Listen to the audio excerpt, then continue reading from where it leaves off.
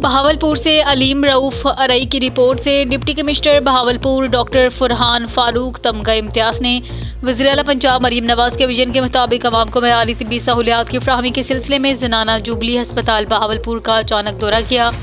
दौरे के मौका पर chief executive officer district health authority deputy commissioner के हमरा मौजूद थे।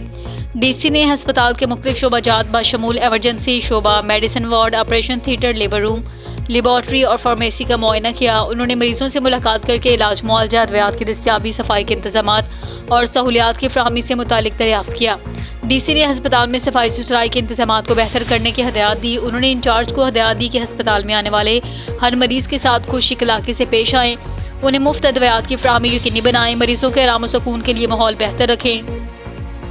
डीसी डॉक्टर फरहान फारूक ने कहा कि वज़ीर-ए-आला मरीम नवाज के विजन के मुताबिक आवाम को बेहतर तिब्बी सहूलियात फराहम करना हुकूमत पंजाब की तरजीह है। उन्होंने कहा कि सेहत आमा के शोबे में बेहतरी के लिए इंतजामिया, डॉक्टर्स और पैरामेडिकल स्टाफ अपना किरदार दयानतदारी से अदा करें।